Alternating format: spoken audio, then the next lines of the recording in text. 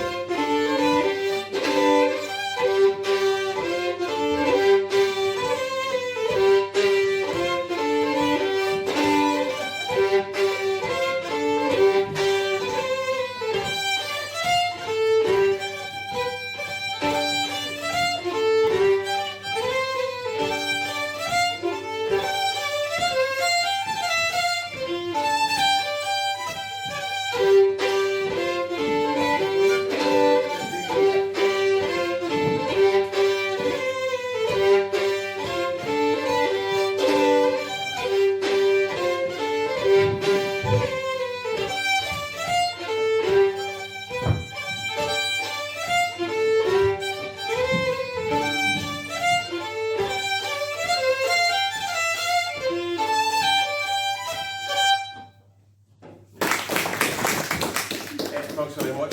Good evening, folks. It's an honour to be here. Slightly intimidating being in Grantown and speak about Strathspey, because this is really the heartland of Farley Comfy. And that kind of about being the authority. I certainly play a Strathspeys, but I've never done any papers or academic work on them. No, really. So I'll just leather away about if I can. So I made some notes, so I didn't do what I normally do, which is go on tangents and forget what I was speaking about in the first place. So anyway, that was, what did we tell me if it was, actually? Tullochgorum. So it's probably you describe that as the kind of quintessential Strathspey. Tullochgorum itself as a firm. It's about midway between Aviemore and Grantown. There's a firm in its spot, and the firm's called Tullochgorum, and it looks across the River Spey to Cairngorms. You couldn't get that. No wonder it's got a splendid tune. You couldn't get a better example of certainly a Highland Strathspey. You might be surprised to ken that within Scottish traditional dance music, actually the hornpipe, jig, Strathspey and reel, they all have their origins in Scotland. Now, you would have a hard job convincing any Irishman that the jig didn't come from Ireland, but actually the first mention of the word jig in connection with dance music, because the origin of the word is gigot, comes from French. Again, kind of this goes back to something completely different about the old alliance and the close political links between Scotland and France. So it's, well, a gigot, it's like a leg. So I suppose you kind of cock your leg or something like that. But you could, so jig comes from gigot, and that sort of further backs up the kind of the origin. But the first mention of that was in a poem by the 16th century poet Alexander Scott. So it's going back to the 1500s. That's the first mention of the jig, and the first mention is in Scotland. The hornpipe. Now, again, I suppose a lot of English boys would be arguing the case that it's an English type of tune. You get them in England, Scotland, Ireland, but the 18th century German musicologist Matheson, he maintained that it came from Scotland, which I'm not trying to score points here, but I think it is interesting to see how influential Scottish dance music has become. And the reel, it was first mentioned at a famous witch trial in North Berwick in 1590, attended by none other than King James VI. Now, he was King James VI, he wasn't King James I yet, because Elizabeth was still alive and on the throne in England. There were two completely independent countries at that time. The story goes that he'd gone to Denmark, I think, to pick up his new wife, bride-to-be, and on the way back to Scotland there was a great, tremendous storm blew up, which I suppose they were worried that it was going to sink a ship. He was in mortal terror, and for whatever reason, he was convinced it was caused by a coven of witches trying to kill him. They'd raised a storm so he could be dinner wally. Now, it seems unlikely, but he was convinced. And the thing with James VI, he took witchcraft very, very seriously. He even wrote a book on it called Demonology. And he attended this. It would have been the first big witch trial in Scotland. I mean, there was more witches killed in Germany and in England. But for head of population, Scotland killed more predominantly women than any other country at that time. It's not the blab, it's just a fact. So, King James was there, and in attendance was one of the accused, and her name was Agnes Thompson. And one of the things that she was accused of was took hands in the land and danced the reel. Can you imagine that? I'd have been doing a long time before. It was to be poor Agnes's last dance, as she was found guilty. She was strangled and then burnt. So that's what happened to poor old Agnes. But imagine that folk dancing was seen as being a crime. So this rich legacy of dance music, which is given Scotland's given the world, with all that going on, it's still the Strathspey that's considered the jewel in the crown of Scotland's dance music. It's considered the most unique and distinctly Scottish lot of dances and repertoire that go along with it. And we're standing right in the heart, or sitting obviously, I'm standing right in the heart of how that music developed, because it didn't happen overnight. There was an organic process that took over generations probably. So why the name Strathspey? Well, it's kind of obvious, because that's where the type of music come from. Originally they were called Strathspey reels. So the reel was an older type of tune, and over time the Strathspey was something that grew out of the reel. So the reel, being a quick and sprightly dance, began to pick up a slightly different character, a recognisably different character. And I'll go into the rhythms and stuff later on. But basically, the way that they probably played their reels was they begin to pick up this dotted, accented rhythm. And eventually that becomes something quite distinctive. Now, this didn't happen in a weekend. This took place over years and years and years. And it got to the point where actually it becomes something new, something different that was acknowledged as such our country, and become very popular. And of course, they're like cheese and wine or mince and tatties. I think since I'm mentioning the Banks of Spey, I'm going to play a tune called The Banks of Spey. I mean, I'd be better just playing Strathspeys for the next hour or so. And you'll give us Strathspey as it tells the story better than my rambling. But this is a tune by William Marshall, who I'll mention in greater detail later. But a beautiful tune. I mean, you could fill books with tunes inspired by the River Spey. So it didn't just inspire the dance and its repertoire. In turn, the Spey itself has inspired music and song. So this is a crack. I mean, William Marshall's one of the greats, actually.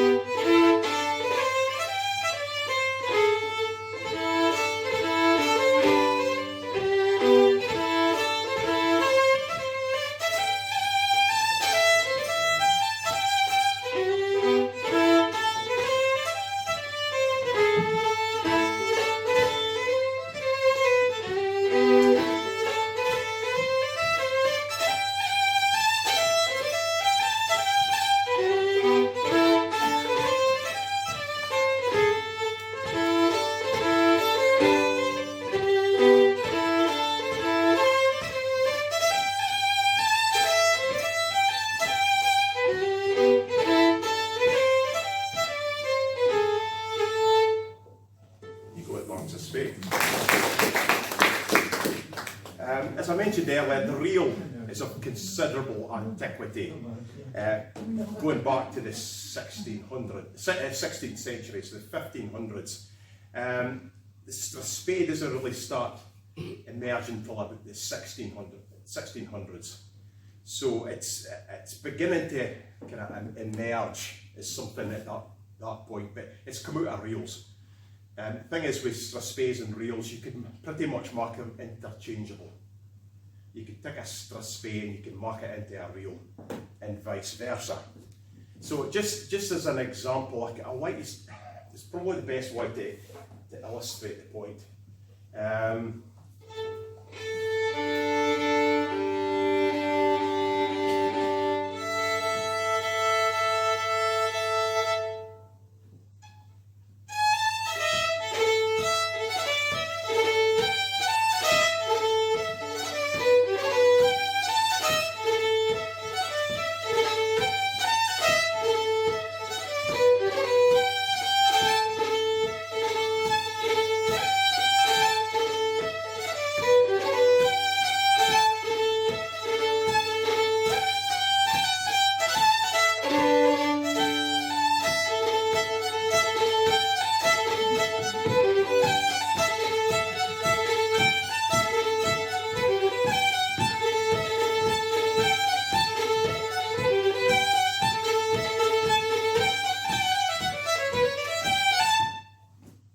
So that's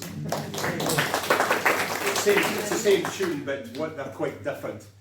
The reel, now I heard that accompanied by a story in Donegal, and it was a great family of fiddlers called the Campbells, and they didn't just play the tunes, they came the folklore, and they've got other stories. If you went to a Campbell family concert, 2/3 of the concert was them telling stories, and it wasn't a waste of time. It was brilliant because it really brought the music to life.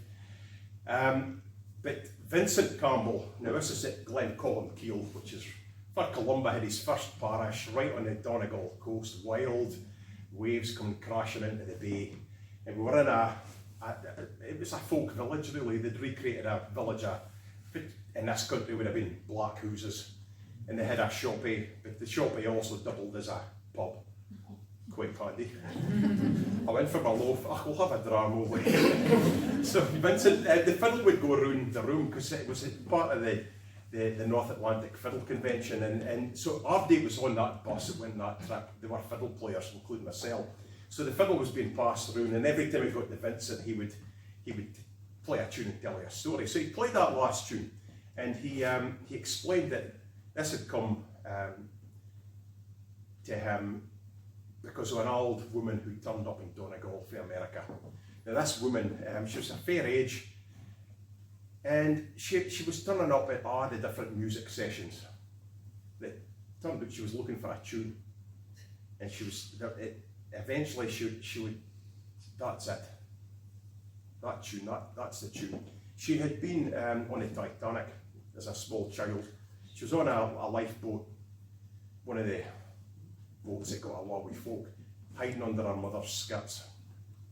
And she recalled her mother shouting up to the ship because in steerage, that class, there was a lot of Irish folk emigrating to the States, and there was an Irish fiddler. You didn't see this in the movie. They've got the slight quartet playing Neither My God to Thee, but in steerage there was a Donegal fiddler playing that tune. And when she'd come back, she was looking for the tune that had stuck with her all these decades later. And so that tune is called the Titanic Reel in Donegal. That's actually an old Strathspey. Is that you heard? And I'm thinking, I ken that tune. What the hell is it? I ken that tune. And then it's The Devil in the Kitchen, which is a tune composed by a piper, because Strathspeys are made just fiddle tunes, they're pipe tunes, but they're also songs as well. So The Devil in the Kitchen, composed by Pipe Major Willie Ross, who was one of Queen Victoria's pipers, one of the later ones. Her first piper was a man called Angus Mackay from the island of Lassie. but this is one of the later ones who was actually one of the great pipers of his generation. So, as I said, that was a long story to tell you about. You could play them both either way. There's another tune I'm going to play later on by James Scott Skinner, and it's a bit more blatant because he's given it a different name. One of his best kept tunes, but he's named it after somebody. I think he was just, they'll never guess. I'll play it later on because I'll be speaking about it later. So by the time you get to the 18th century, the music's become so stylised that it's known as a Strathspey. It's not a Strathspey reel, it's different. They're simply known as Strathspeys, and they're understood as such all over the country because they play Strathspeys in the Borders, in Ayrshire. Robert Burns set quite a few of his lyrics to Strathspeys. Some great examples. One of the tunes I'll be playing later, in fact, I've got it written down. It's coming later. The Rothy Marcus Rant. Again, I mean, it's just down the road. The Rothy Marcus Rant. A rant is actually, you'll see that in quite a lot of tunes. You think, there must have been a grumpy lot ranting about something, but no, a rant is actually, it's a name for a lively, sprightly tune. So once you understand that, it's like, that makes total sense. So, the period this is happening, now it's a completely different world that Scotland was in. And they're evolving, it's fully independent, the crowns had even been unified at this time. And certainly they weren't even thinking of political union at that time. It was a very different place. The clan system was still very much in place. Cattle raids were common. Debts and insults were settled by the sword. It was a nation without proper roads. I mean, you might have found some in like Edinburgh, but by and large, the roads were an absolute nightmare. You'd have been better going by the coast if you wanted to get from Edinburgh to Glasgow. You'd probably find in the middle of winter it was probably quicker. It was a nation in the grip of the Little Ice Age, which meant that hunger and pestilence were an ever-present fear. So Scotland was a very different place. You would recognise the scenery, but the culture and the politics that was going on was very, very different. It was the time of Rob Roy McGregor, who's got his own Strathspey, actually, a fine tune, which featured in the original Whiskey Galore, actually. It was the time of the tales of Ossian being told by the fireside in the Black House on a winter's night. It was the time of the Laird of Grant's Champion, famous portrait, and also the Laird of Grant's Piper. I think these are in the National Museum of Scotland. I think some of you history buffs, which were in the right place, but would probably be able to correct me or put me right. But that portrait of the Chief's Piper, that's the first proper formal image of a clan chief's piper in his formal wear. So it's really quite an important piece of art and window into that time, and it showed how important music was the clan chiefs, the society in general. The chiefs had to have their musicians looking the best. Fiddle wasn't really the instrument for a chief, really, apart from maybe played in the Great Hall. The pipes were still very much to the fore. That painting was actually a man called William Cumming. It was painted in 1714 by Richard Waite. He was born in 1667, and he belonged to 7 generations of Cummings who were musicians to the Lairds of Grant, and that covered a period of about 170 years. So the Cummings family, we're beginning to hear about, are actually hugely significant to the development of the Strathspey. So just a wee snapshot of some parts of Scottish culture were like at the time. This is an eyewitness to the MacDonalds of Glencoe, just drawn up for the Battle of Killiecrankie. And it's really describing mainly the chief, MacIan. It says, next came Glencoe, terrible in unwonted arms, covered as to his breast with rawhide, and towering far above his whole line by a head and shoulders. 100 men of gigantic mould, all mighty in strength, accompanying him as he goes to war. He himself, turning his shield in his hand, flourishing terribly his sword, fierce in aspect, rolling his wild eyes. And the horns of his twisted beard, curling backwards, seems to breathe forth wrath wherever he goes. Interestingly, as well as all that stuff, he was said to be carrying a brass blunderbuss looted from Strathspey. So there you go. So very different times. For the Strathspey is coming to the fore. It's a world away from what we can now, and probably just as well, because it would sound like a guy wild bunch. That McKeon, that was 1689. He'd be murdered about 3 years later, rising from his bed in 1692 during the notorious massacre of Glencoe. So that oceanic figure that's been described, it was a proud figure. He killed in his bed by redcoats. So, as I said, a different time.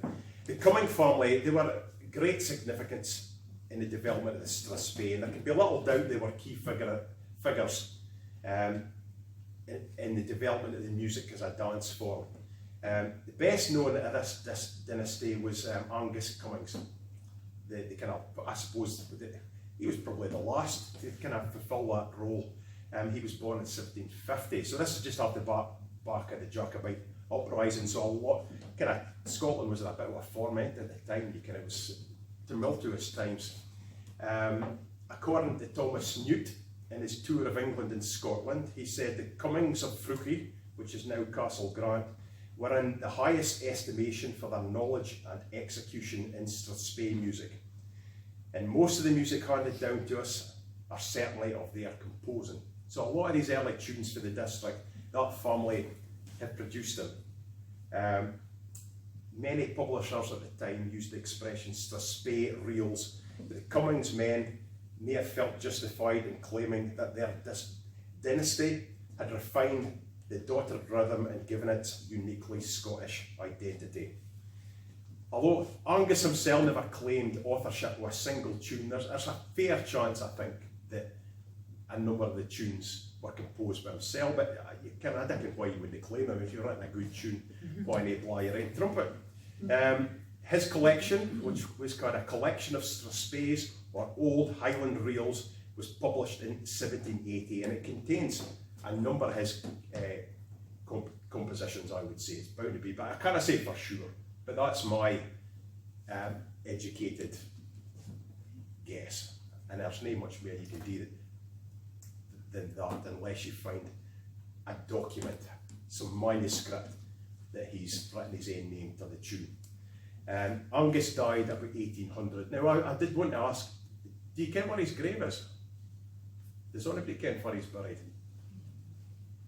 We know where he lived, if that's any help. Yeah, that's not really.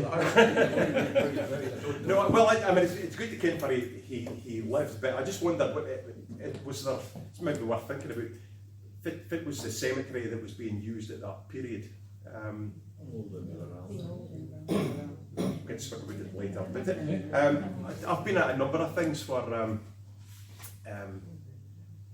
there's been a visit to the grave of a fiddle player, and the tunes have been played, or some of the tunes, like Peter Milne would be one, James Scott Skinner, at William Marshall's grave, Neil Gow's grave, and at Donegal they have the Glenties Fiddle Festival. They have music for our comes, celebrating mainly Donegal fiddle music, but they always go to visit the grave of Johnny Docherty, who was one of the revered figures in Donegal fiddle playing, and they get the fiddles out and play some well-kept tunes at his gravesite. That'd be something to think about for the festival. You know, we could figure out for his planted, we could recreate something like that. I think it'd be a suitable way to remember a significant, not just Angus himself, but that dynasty of musicians is someone that the district should really be proud of. He might have emigrated. There's a possibility. Well, could have been. It says, well, I mean, he was only around about 50 when he died, so I couldn't find any reference to where he died and where he was buried. So sounds like something that Sherlock Holmes should get involved with, trying to track him down. Early 1700s, there was a tune called the Rothy Marcus Land, written by a man called Robert Bremner, actually. And the Strathspey by this point, it's become our national music when it comes to dance music, and it's popular all over the country. This tune was actually the favourite fiddle tune of Robert Burns, and in his own words, it sent him into raptures. I was going to say something different, which wouldn't have been quite as polite, but it sent him into raptures when he heard it. Robert Burns played the fiddle, and he set quite a few of his lyrics, because he never wrote any tunes, but he set a lot of his lyrics to Strathspey's. My wife Shona, well, she plays the fiddle, but she's better kent as a singer, and so I was asking her about tunes that Strathspey's are sung, and quite interesting that actually not all of them, but an awful lot of them are dirty songs. Strathspey's, and it's maybe something about the jaunty rhythm that lends itself to something a wee bit body, you can. You'll need to speak to Shona about that later. If I maybe will do after I do that, Strathspey's I played in the pipes, I played in the fiddle, and then the accordion, I'm not ignoring the accordion, but it was a much later thing. So if you're getting back to the period when they were being developed and played and they were really part of the culture, the accordion hadn't arrived anywhere near it. It's really a 20th century thing as far as Scotland goes. But I'll maybe get Shona to demonstrate vocally, because it's something you find in the Gaelic and Scots traditions. So, I mean, the Strathspey, that rhythm that I'll describe shortly, it's not something that just appeared. It was in the musical culture, and I think it's really something that's part of it's almost come out of the landscape. You go to any country, their music has a different feel. Part of that's cultural, part of that's language, part of that's just, it's like me writing a tune. I can't explain why I write a tune a certain way, but I just kind of feel it, and I think places will instill that into the music that the people enjoy and dance to. So this is the Rocky Marcus Land anyway.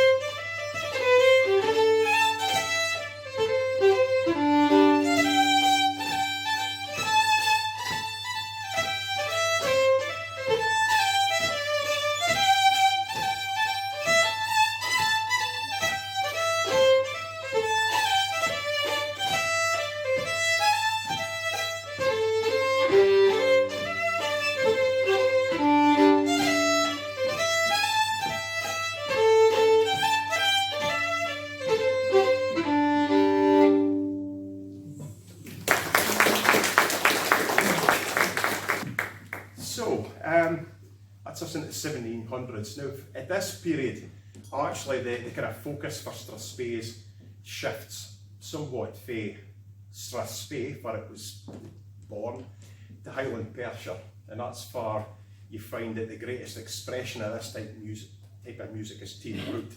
And I suppose if you're going to speak about that, the figure you're going to mention is Neil Gow. He's considered the father of Scottish fiddle music, and there's probably a few reasons why. Certainly he was renowned as a player. 1745 he won a fiddle competition that was open to the whole of Scotland, and the judge, who was a blind man called John McCraw, said that he could pick out Neil's bow amongst 100 fiddle players. He was famous for the power of his upstroke, and he clearly had a lot of charisma that came through his playing, and folk frequently wrote about it. This is usually it's the writings of members of the aristocracy, because Neil was playing for all the big society balls. There was a time that it wasn't really considered a really good ball unless Neil Gow had been the fiddler playing. And a lot of this is happening off the back of the Jacobite rebellion. Things are, the threat of rebellion is clearly gone. the government can see it's not a threat on him here. The Jacobite clans usually become very good Hanoverians at this point, and often settled down. And so it's at the time of the Scottish Enlightenment, that sort of period, the sense of Scottish identity becomes quite important, and so that expresses itself through the music.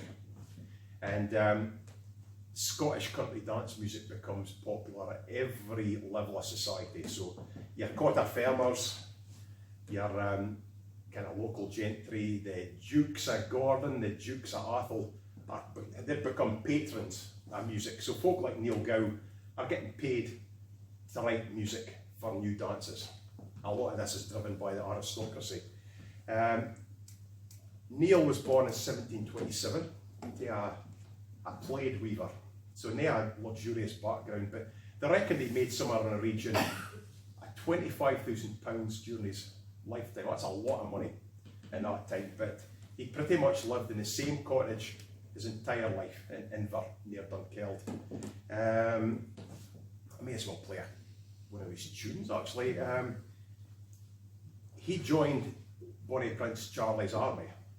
He played for Bonnie Prince Charlie in 1745, was impressed, joined up, was seriously unimpressed by the time he got to Stirling and went home again. So a wee bit of a fireside soldier there, but he survived. You can that's the one thing, he survived and would write some of the finest Scottish fiddle tunes ever written. It wasn't just his playing, it wasn't just the fact he wrote. Folk wrote about him. He was larger than life. He's a historic fiddler. That's why this painting here, it's Neil Gow. That's in the National Portrait Gallery of Scotland. There was three or four copies of that made by Sir Henry Raeburn, finest portrait painter in the land at the time. There's one also at Blair Castle. One of Neil's fiddles is right below it. So he's a significant man, Neil. So this is Miss Drummond of Perth.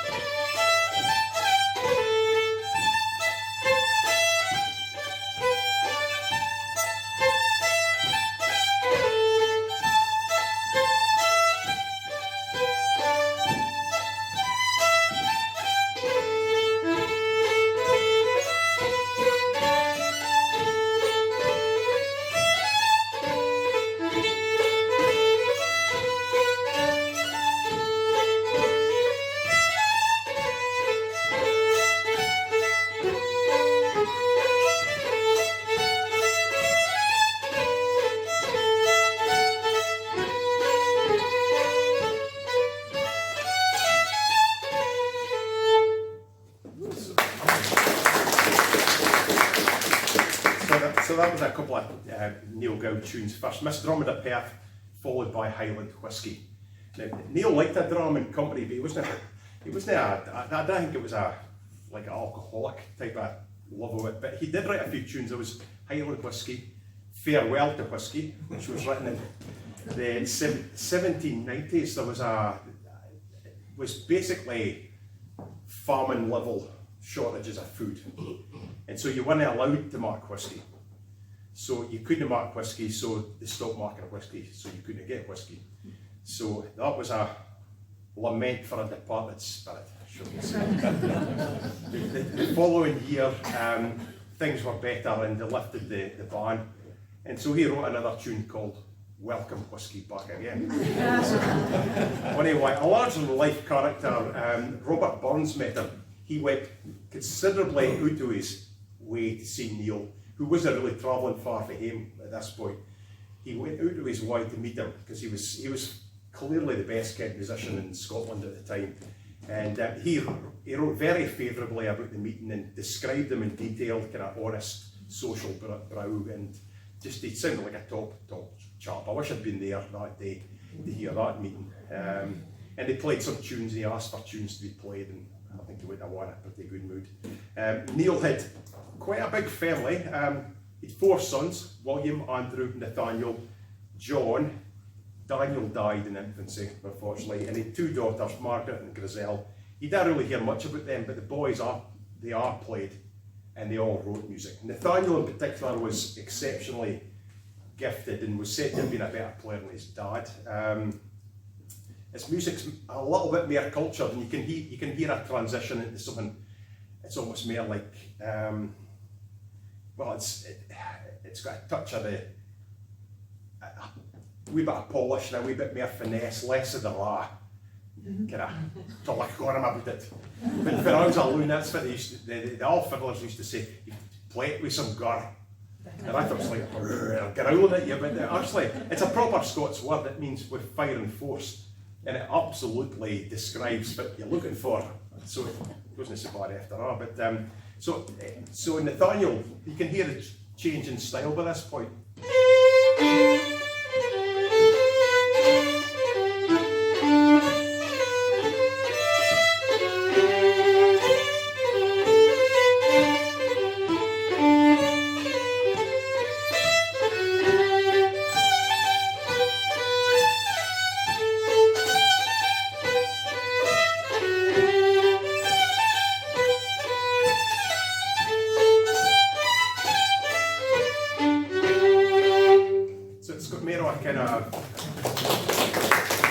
It's got more of that sort of the aristocracy, dancing with a little bit more style and courtesy and bowing nicely, less of the kind of whiskey-fueled madness that some of the Keeleys I've been at has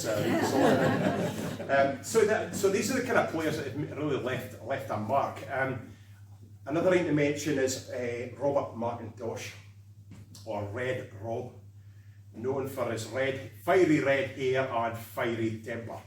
So he was Neil Gow's greatest competitor, really, though I'm not sure they really competed against each other, but they were certainly working to the same sort of folk. He was a great player. He also wrote things like minuets and gavottes that were popular in high society at the time. And in fact, he was well enough known. He actually was booked or commissioned to come down to London, and that's where he died and was buried. But earlier on in his career, Neil Gow sent his son Nathaniel to get lessons for Red Rob, because he could at this point he's saying like a formal training is maybe a good thing, rather than just learning at your father's feet. After that, his biggest competitor was a man called William Marshall. He was from Faughivers, born in 1748. He would spend his entire working life, for the age of 12, working for a series of the Dukes of Gordon, and started as a door boy, opening the door for the butler, because the butler was too important to open the door for himself. He didn't want to do that. So he started at that, but was a man of immense talent, and he would he'd work up through jobs till basically he was running the Duke of Gordon's estate for him. So he was renowned for his knowledge of mathematics, building and land surveying. He was a renowned athlete in his youth, a renowned dancer. He was also one of our greatest ever Scottish film composers. Another man that Robert Burns went to see, made a point of going to see him at Gordon Castle. And he set the lyrics to his song "Wha the Airts the Wind Can Blaw" to Marshall's tune Lady Admiral Gordon. Beautiful tune. Do you mind how it goes? Some of you might.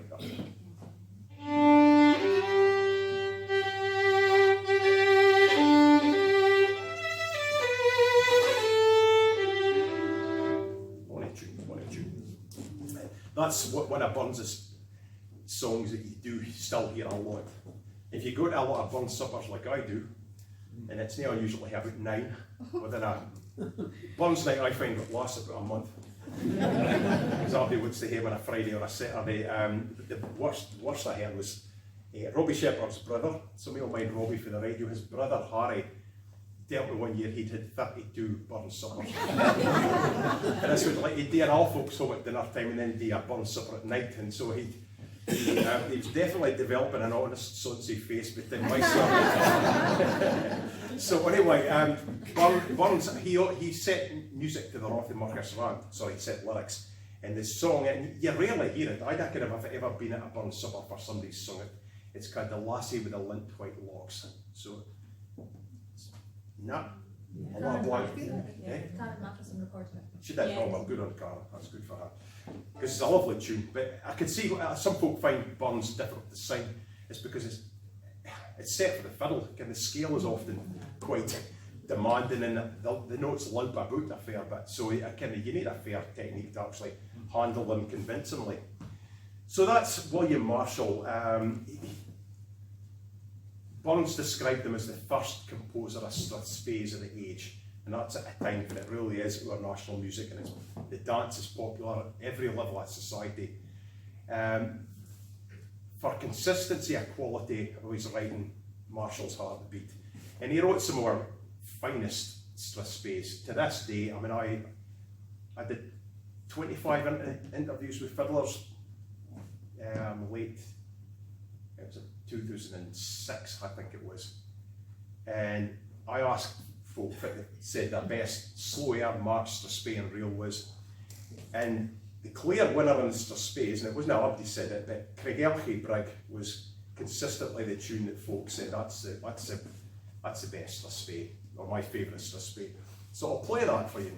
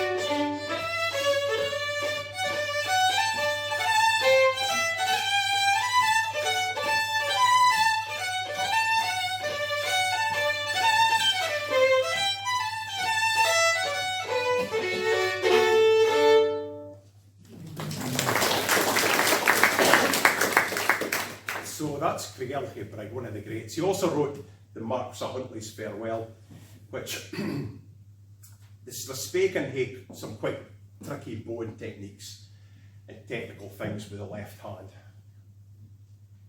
The Marquis of Huntly's Farewell has often you could throw a Strathspey in the first two bars. So I'm going to describe some of these things shortly, but to start the Marquis of Huntly's Farewell.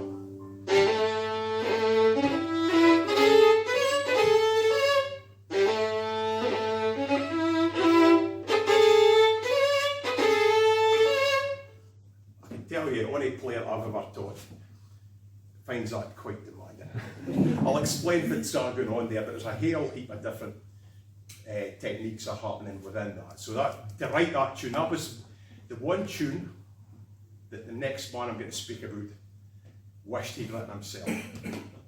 And he'd quite a big head. Literally big, but he'd quite a sense of his own importance. That man is a chap called James Scott Skinner.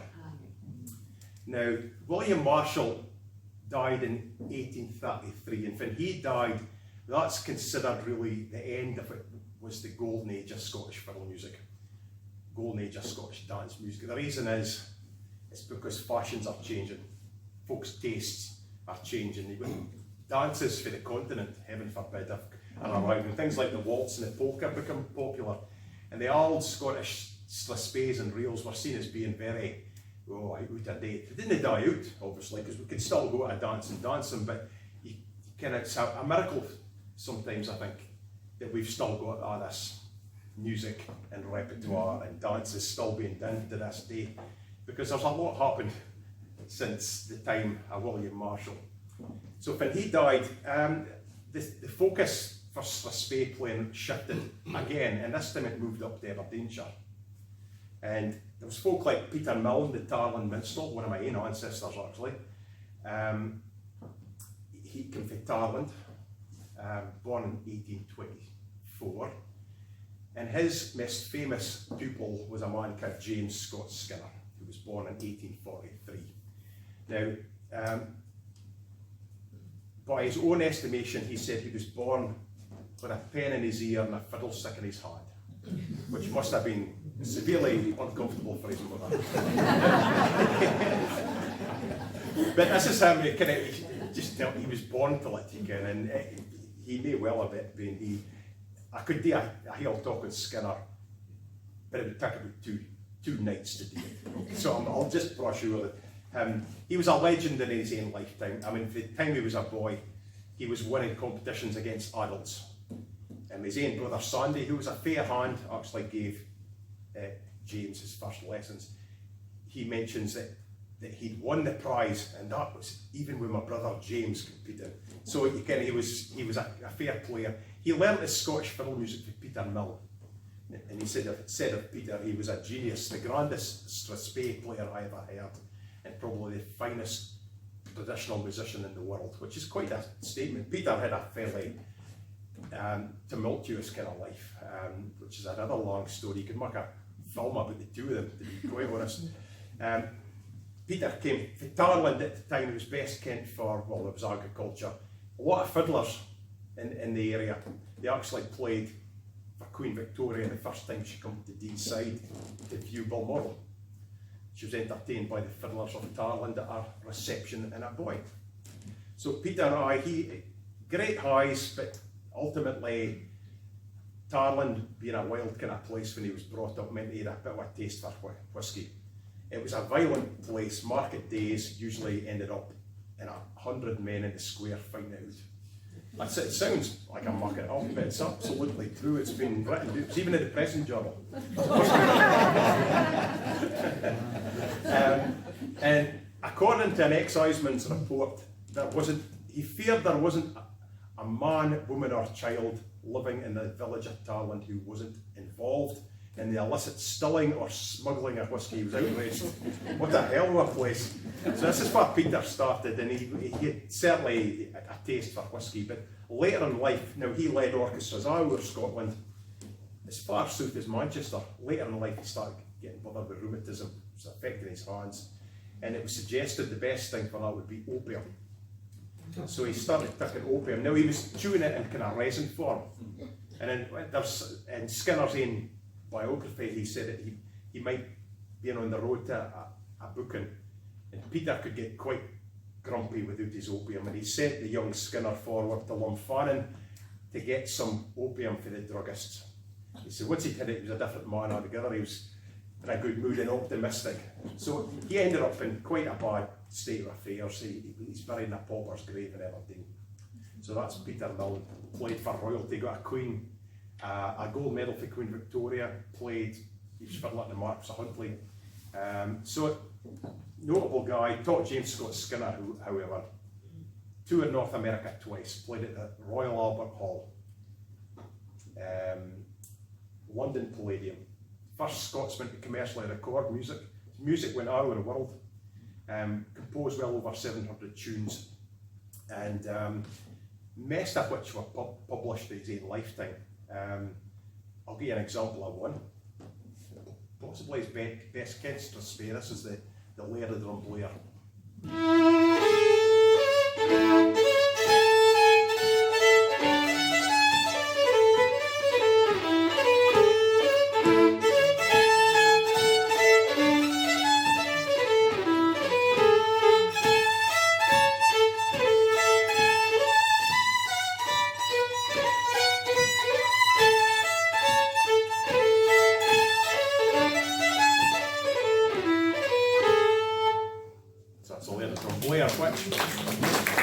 I said about tunes being interchangeable.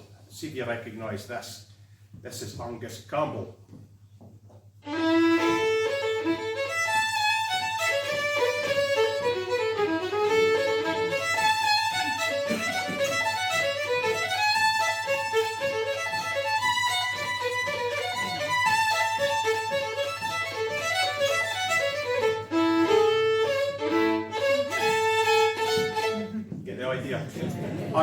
I bet he got fined twice for that.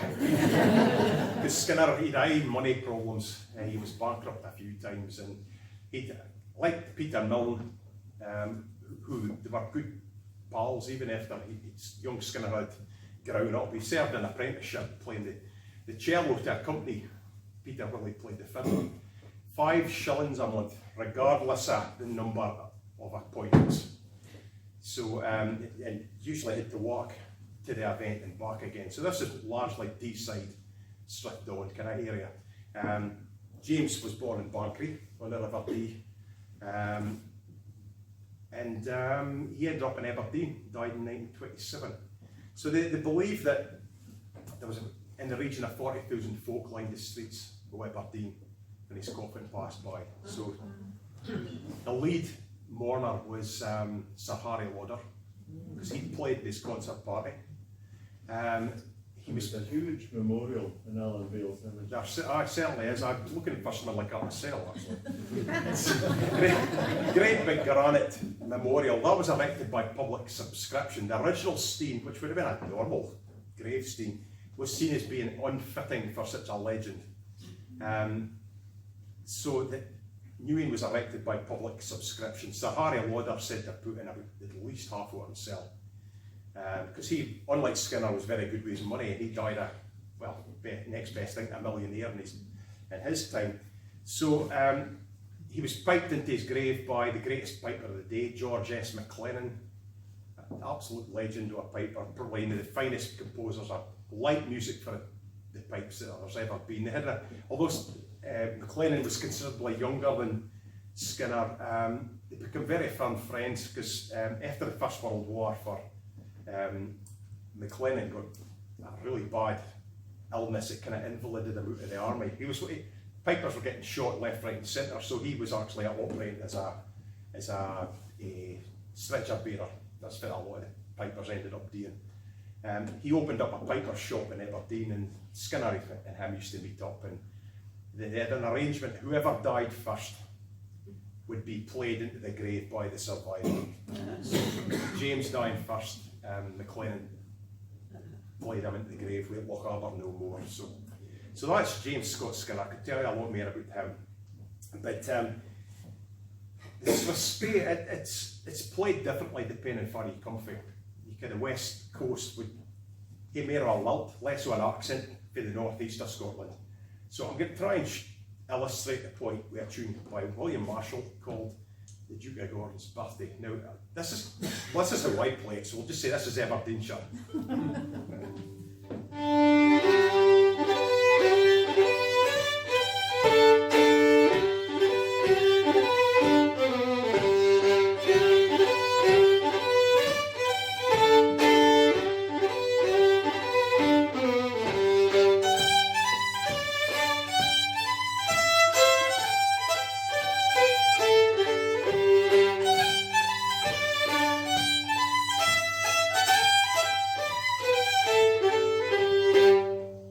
So that's how I would play it. I may lay it on, that's just how I would play it. Go to Cape Breton, where they have a distinctive style. The differences are in large part down to how they dance. Okay, for a long, long time, Scottish country dancing has been really fits and formed this style for Strathspey. And it's quite different from step dancing. Now, step dancing had really died out in Scotland, but in Cape Breton, they didn't do Scottish country dancing really, they do step dancing, and the feet are much closer to the ground, it's more percussive, it's got a different style. So you get something a bit more like this.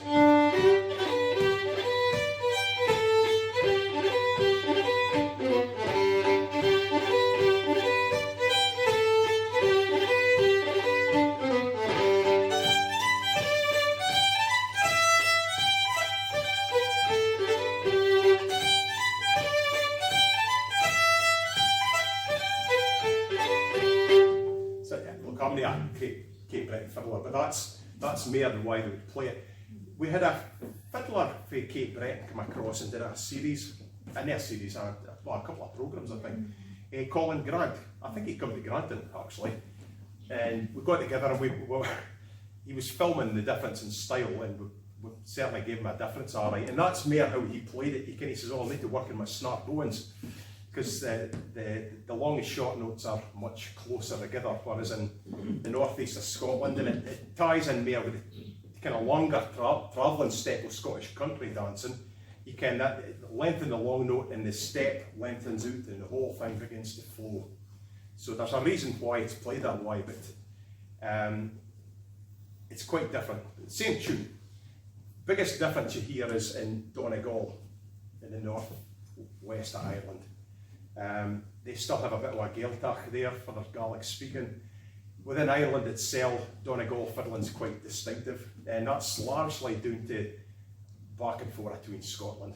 And some of that is down to seasonal work. So folk came across to work on the roads, to work in canals, navies. They would do their season's work and go back home. So they would probably take some music and song with them, but actually they took music and song back the other direction. And they play in Donegal what's known as Highlands, but they're Strathspeys. And they've got quite a different character to them. They've picked up an Irish accent, but they're fitting a different style of dancing. And it's just, you plant someone in one place, put somewhere totally different, with a different cultural view of the world, and it becomes something slightly different. So this is the same tune in a kind of Donegal style.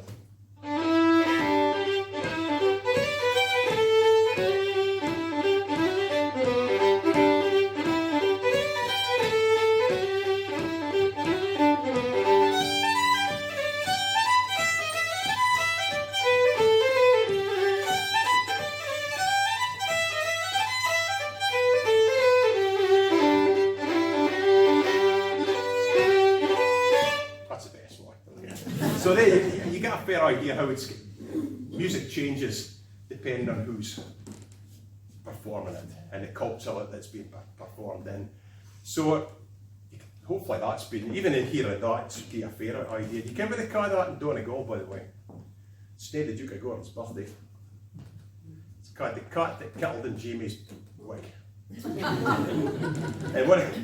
there's quite a, see in Scotland, because the aristocracy were commissioning music for new dances. These fiddlers were naming a lot of tunes. If you look at a fiddle book, I mean, you can take a look through this book. Some of the tunes of that period, it's for Lady this, Lady Madalena Sinclair, the Duke of Gordon's birthday. You the Duchess of Bedford, the Gordons had the Duchess of Bedford up for the weekend. We'll surprise her with a lovely surprise. We'll give her our own dance. So you get a lot of that. But see, when they go into Donegal, probably 10 hour oral tradition with their music, they hadn't really liked the aristocracy very much. So only aristocratic titles got teen out and changed to something different. So in that case, we've got the cat that killed in Jamie's wig. There's another one that's called Casey's pig, which is another, it's Miss Lyle or something like that. They didn't like that. Yeah, different name entirely. So anyway, it's just one of these things.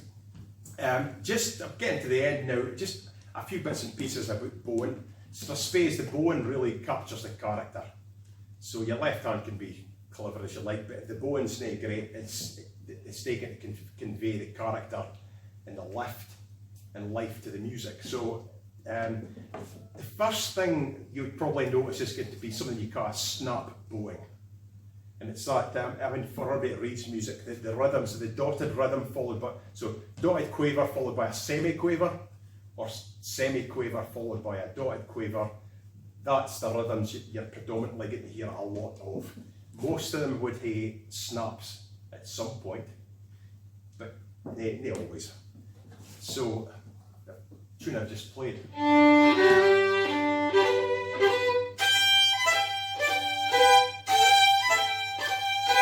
So that kind of thing. So it's the snap or the reverse of that. That's what you'll predominantly find in Strathspey.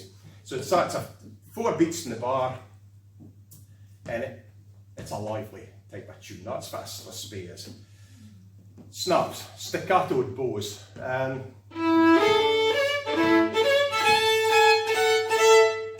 So instead of going,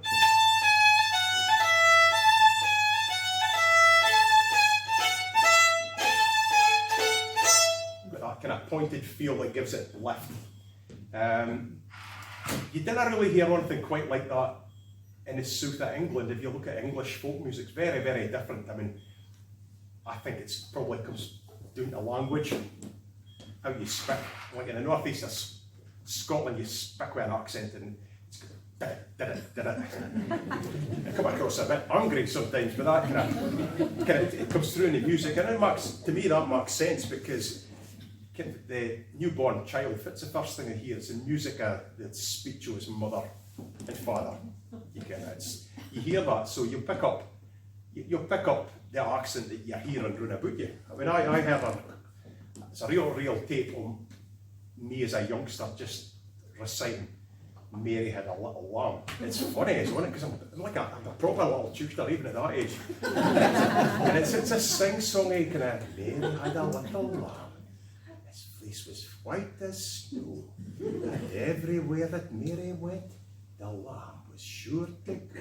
And it's this kind of mute, and you can hear it in my voice at a very early age. I've just soaked up as round about me. When you're making music, that's going to be poured in. That's why different regional styles. That's why Irish fiddling, which is essentially very similar in a lot of respects, play jigs and reels. It sounds quite different because I think language and people are different for various reasons. It can be landscape, it can be ethnicity, but anyway, it is different. So the snap bowing, that I think comes from language. The up-driven bow, unique to Scottish fiddle music. Played Tulloch Gorham earlier, good example of that. Now this gives lift to the music, drive and lift, and so if you're dancing, this is supposed to encourage dancers to wheek, get up in the air, get up, right? So it's...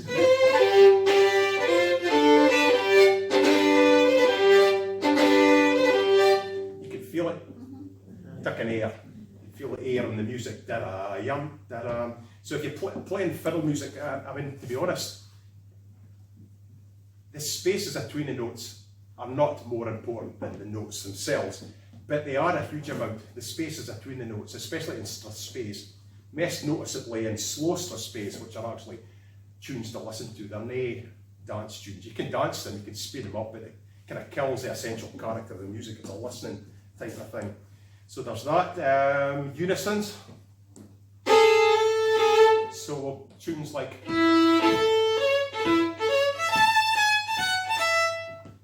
with drones, unisons and double stops.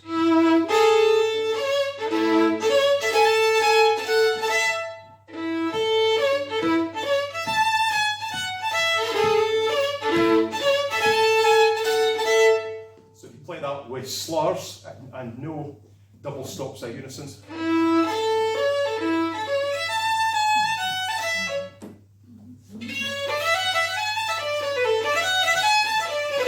You hear a difference. I mean, so all these things go to mark up the character of the music, and again you can speak about regional styles, but you'll get differences in the people themselves. My brother doesn't play quite like me. I mean, we've got a lot of things in common. Even I don't play exactly like my teacher. Dougie Lawrence used to play with the Scottish National Orchestra, Royal Scottish National Orchestra. He's a much more polished type of player. I need to say that I can't be polished, but I'm a bit. It's like I'm digging feet or something. It's got a bit more meat about it. So I think that's kind of things, just a brief overview you find in Strathspey playing.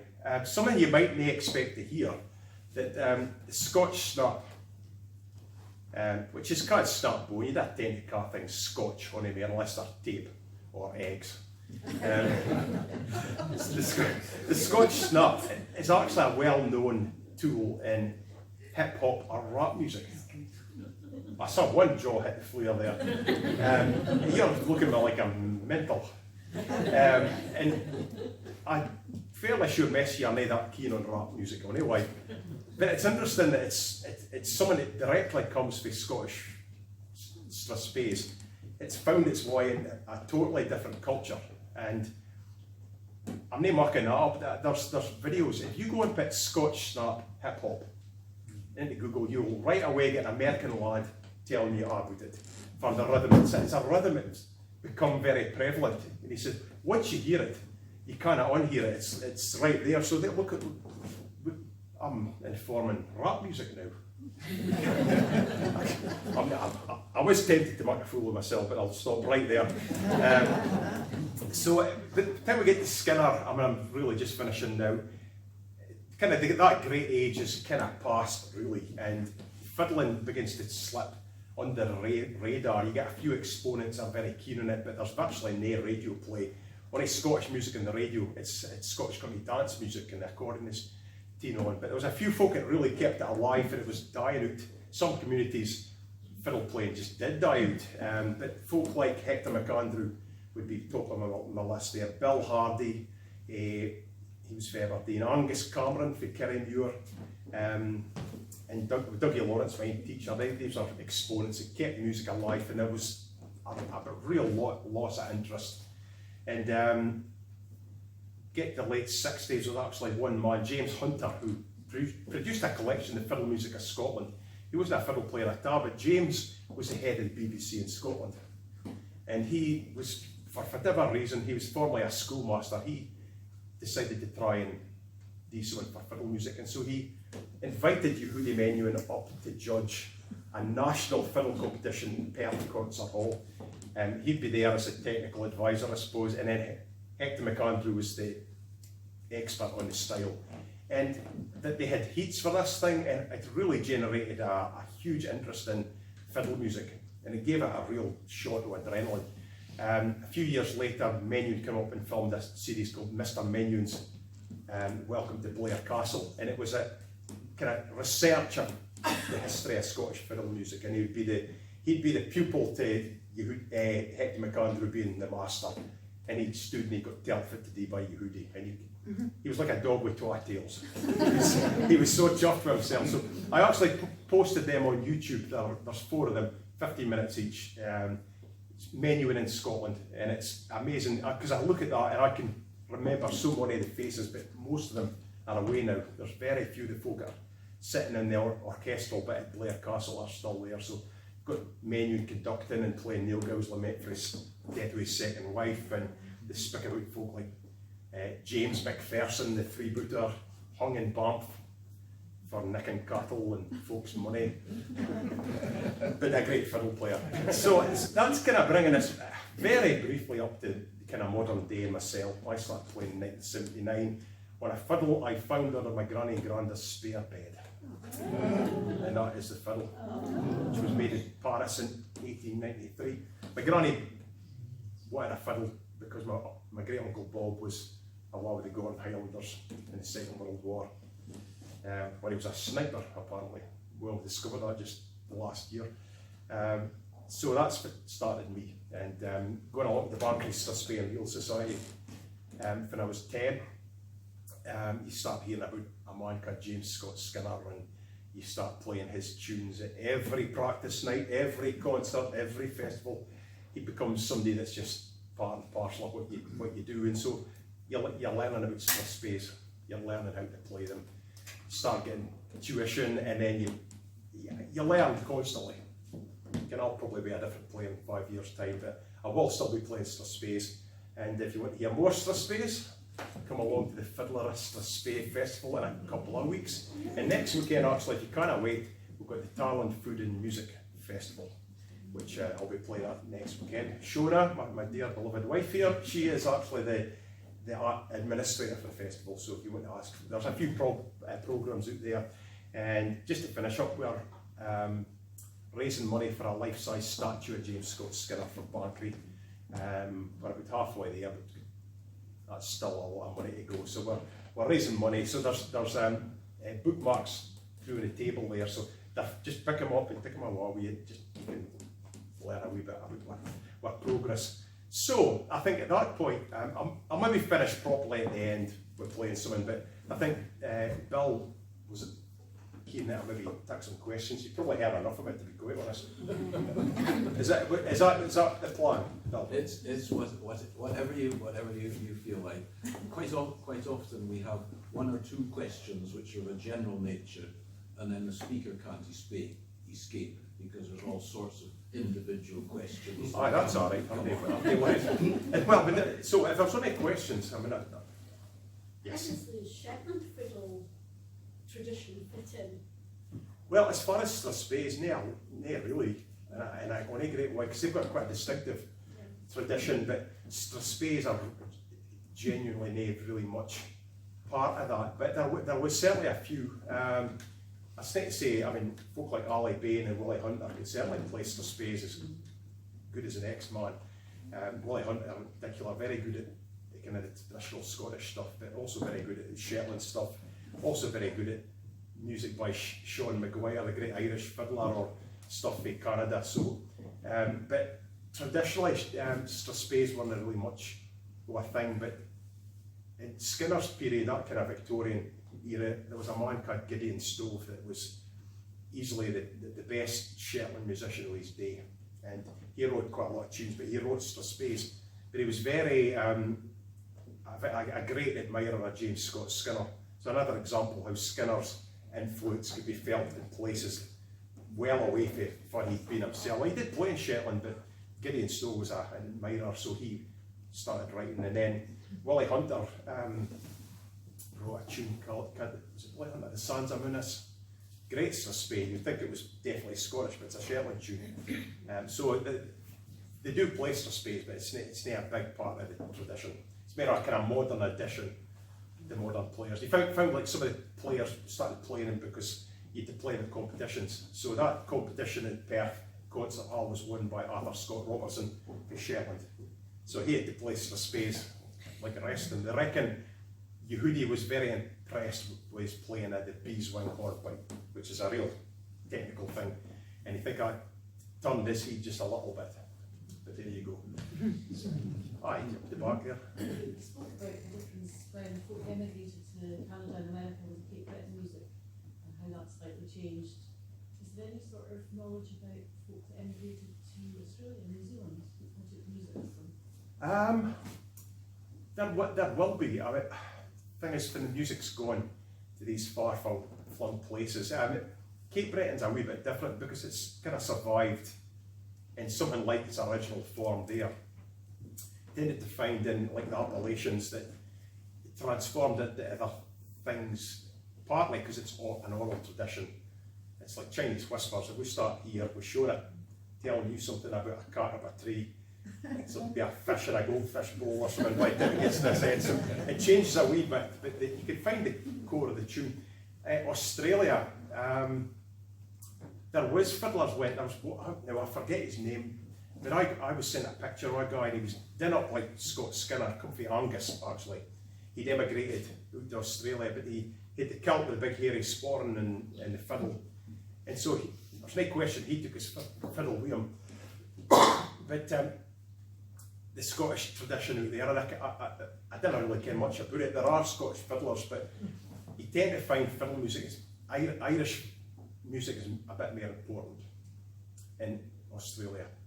But there was a lot of Scots settled out there. Some of my own family actually emigrated out there, but unfortunately I'm not the best person to tell you. I'm not very sure. I've heard Scottish fiddle music played there for sure, but I would say in my experience it feels like folk are expressing their roots a bit and are coming at it as complete beginners, not because they're learning from somebody. There's a real lack of Scottish fiddle tutors in Australia. So folk are picking things up, can easily pick up a tune. I mean, just like I can pick up something for, the Balkans and learn to play it. Folk can pick up things online, you can order books on anything you care to mention. So books and music are useful. I mean, I've got this, I mentioned James Hunter's book. That's it here, because I wasn't sure if I would need, but that's got the history of Scottish fiddle in it. It's also got bowing techniques. So a lot of techniques on bowing, they're described in there with the bowing marks. So folk can pick up to a certain degree things like that, but I'm not sure if the fiddle tradition was like historically in Australia, whether it survived as something distinct, but I just had seen it myself. That was a long-winded answer.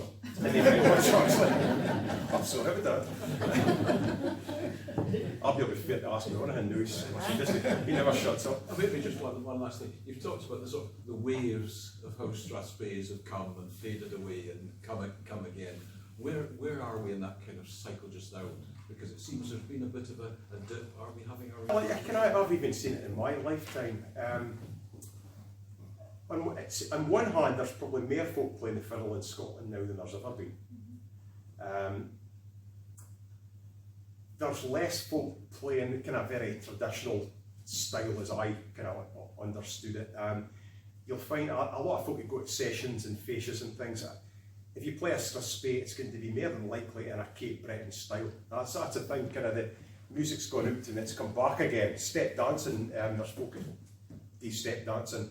It's been reintroduced. The style of playing that, I mean, it's more accessible. It's got less of the heavier technical things that actually, to be honest, takes a lot of practice to get good at. And I think that certainly pits folk off. You can get competent quicker playing in that kind of style. So there's loads of folk playing. Strathspeys are still being played and being composed. I mean, even just like if you get some of the trendier kind of bands like the Session A9. I mean, Charlie McKern's just up the river a bit. He's extremely capable of playing Strathspeys. He's written Strathspeys himself. Folk like Adam Sutherland can plays with the Treacherous Orchestra. I mean, it's not the kind of stuff I've gone in for, but folk are still writing them, but the style's maybe less traditional. It's more modern, but they are still being written, and you can fit there's Scottish country dance clubs all over the world, and if you go to a proper Scottish country dance, a third of the dances that night are going to be Strathspeys. Now, I mean, I've been out and playing for the Boston Scottish Country Dance Society, or the Boston branch of the RSCDS, and they play all the great tunes. The folk that play for that, there are Americans. They can all these Strathspeys I've played tonight. You can play it. Here Nightford played every one of the ones I've mentioned as part of the repertoire. The dancers kind of tunes.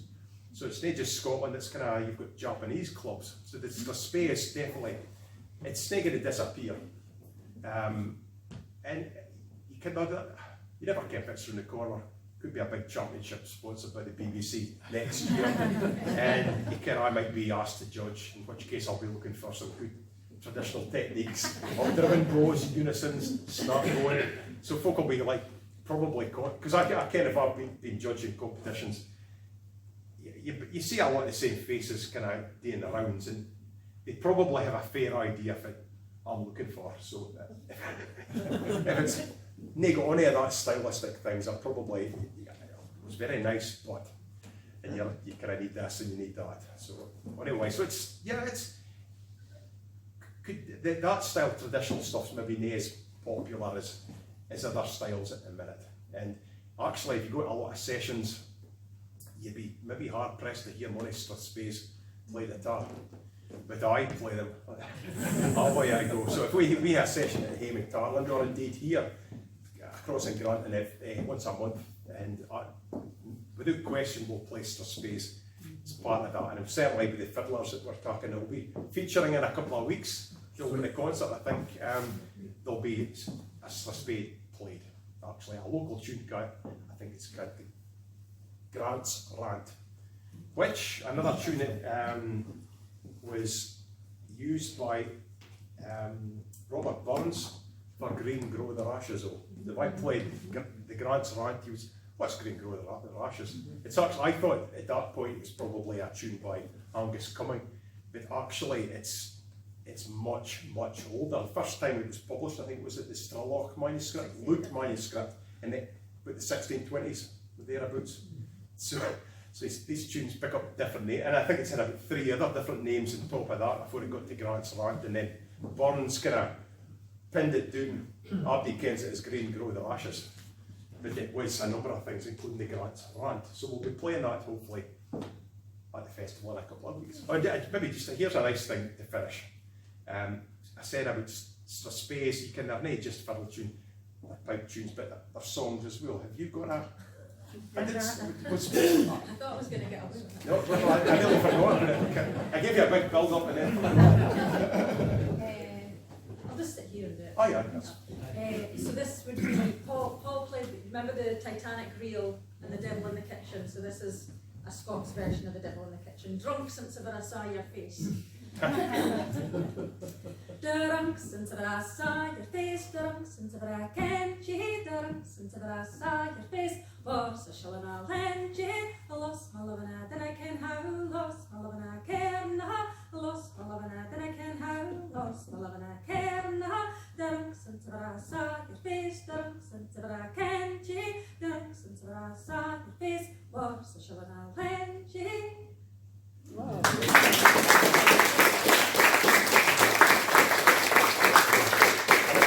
Another good example, and this is for the Gaelic tradition. Put your hand up if you've seen Whiskey Galore. A fair few eyes. They're my favourites. You'll all mind the scene where they've got hood of the whiskey and they're in the bar singing Brochen Lom. I can't Brochen Lom.